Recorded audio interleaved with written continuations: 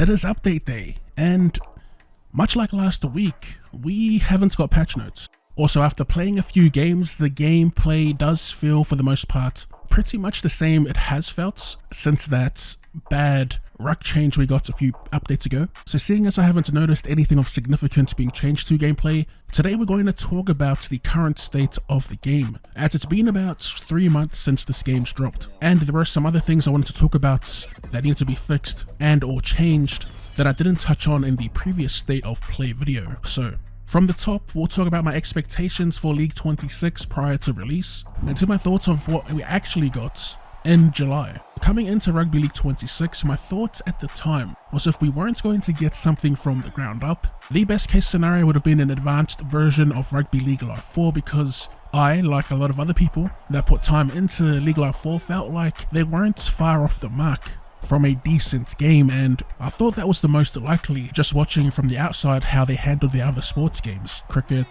tennis and AFL. So at the very least I was expecting that the floor for gameplay would be on par with Rugby League Live 4 minus the glitches that never got addressed post-launch back in 2017. Come release day, and unfortunately that floor or base gameplay wise in comparison to League Live 4 hasn't been met, in my humble opinion. And to add insult to injury, the bugs and the glitches, like players running out, looping offloads and passes that were in the old game, were in this new one. And aside from those, at launch you couldn't really have a consistent flowing game. I don't know how else to put it, but watching people's reactions, it was enough for them to completely turn them away from the game, even some diehard footy fans. So 3 months on from that, it definitely has improved from its launch state, but it's not quite where League Live 4 was.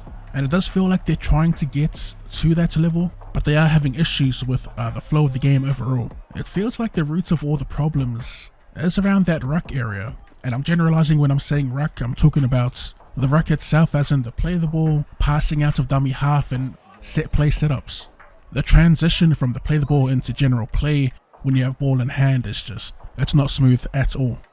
Actually, let me not say at all, it's inconsistent, we'll say, because I do still enjoy playing it, even with its flaws. And from playing, I feel like the overarching issue is that little transition period around the ruck from when your player is tackled to players setting up and then you getting your hands on the ball again. That whole sequence is way too inconsistent and should be top of the list of things to improve. I'm going to sound like a broken record, but it is something I've been mentioning since the game dropped. The slow set play setups in particular, as well as the recently changed restrictions around the ruck when it comes to passing. We did dive into that in our previous video, so you can check that out if you don't know what I'm talking about. Actually, what I might do is just drop some League Live 4 gameplay. But yeah, first and foremost, give us that freedom around the ruck to do what we want with our passes.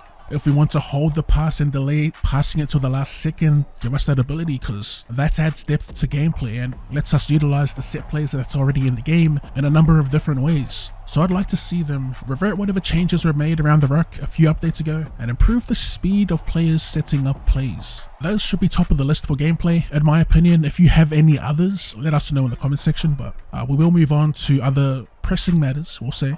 In my little list of improvements I've compiled while playing, they've already knocked out a few of those, like the fatigue readjustments and the computer running the ball out on certain clearance kicks. They did also fix the trajectory of offloads. That was a huge one that didn't get listed in patch notes, but was definitely noticeable.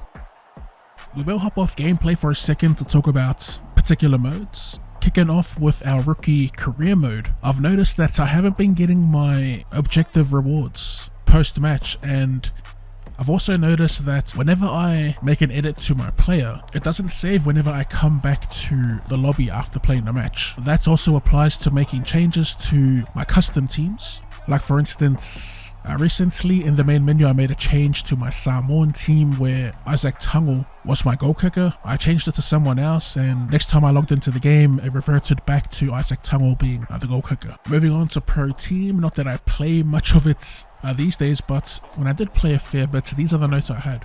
I do think for a better experience they should remove the short kickoff. The last few games I did play was just a short kickoff-a-thon. Even with the adjustments made, it's still pretty easy to do. Now I did say that it would be an issue if they brought it back, and it kinda still is. If it's possible, I'd like to see them remove it from the kickoff in Pro Team, as I don't mind having that ability playing against the computer. And lastly, in regards to Pro Team, now I haven't scoured the Discord servers for chats about this, but I was thinking about position locking for your starting 13. For those that actually still play the Prem Challenge, let me know your thoughts on this. And I pretty much just mean playing players in their proper position. And when it comes to the bench, not that people actually use it, but you'd have position locks on that as well, which ideally would be 3 forwards and a back. I only bring this up because I did see a few complaints about people stacking their teams. If you are one of those players that still jam the Premiership Challenge, let us know your thoughts on the current state of that, and if you think an introduction of a position lock would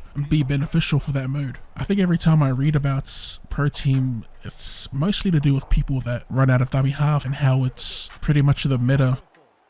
Moving on to some more gameplay tweaks, this to do with AI. All I really want to see is some more expansive play, some more second phase football out of the computer, and I'd like to see them utilize their support play. I've seen oftentimes when they make a break, they have a supporting runner, but they never pass the ball. Like, I'm talking never do. As for expansive play in second phase, we're pretty much talking about more offloads, and there's set plays in the game already. Let them utilize those more elaborate plays more. I've noticed while playing the rookie career mode that if they do run through set plays, it's mostly the simple ones that get selected. And if they do run a play that would require you to pass more than 3 times, they never do. The most common complex play they do run is that inside switch play. We need more complexity out of the computer. If not that, at the very least, I'd like to see more second phase in the form of offloads. Turn it up. If it's too much, just dial it back. The last thing to do with the computer is their last play options. And before we get to the actual plays themselves, I have noticed that locks have been kicking the ball on the last instead of the playmakers. And the playmakers would be out of position. They'd be either close to the sideline or not around the ball at all. This is one of those issues that's been around since League Life 4 that hasn't been addressed yet. And I'd like to see them actually fix that. Have the playmakers kicking on the last every time. I mean, there's literally 2 playmakers to choose from. If one's tied up at the ruck, send that other one in. That's something else I've noticed become more common in these latest updates. What I will say though, harkening back to more expansive play, I have noticed that they do run the ball sometimes on the last, which is good to see. I just like to see them push that extra pass though, but it is good to see that they are trying to get the computer to be more expansive, especially inside the red zone. I think the biggest issue with the red zone at the moment for the computer is those grubber kicks, man. They could never thread the needle, and it's just super easy to tackle them and make them knock it on. I know I said that was the last thing to do with the computer, but I lied. This is the last. It is their usage of the interchange. Again, something I've noticed recently whilst creating content around simulating games. The computer never uses their numbers 16 and 17. I don't know if this is one of those issues that's been around since League Life 4, but I've definitely noticed it in this game. From a user standpoint, the interchange is fine, but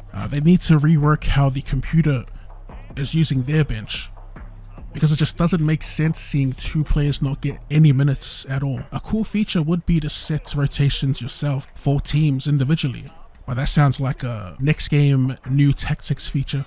I think that might be it from me for improvements. Looking back at the gameplay, one thing I've actually noticed now that's super apparent is the targeted passing, and the number 1 being on multiple selections, but that's an easy fix. The game in its state, like I said, has its issues, but it still can be enjoyable at times. The game's still salvageable if they can focus on the issues I've brought up in the video. If you want to add to the conversation, let us know your thoughts in the comment section down below. If you enjoyed the video, be sure to run straight at that like button, and for more Rugby League related content, or more content in general, go ahead and drop the boy a cheeky sub.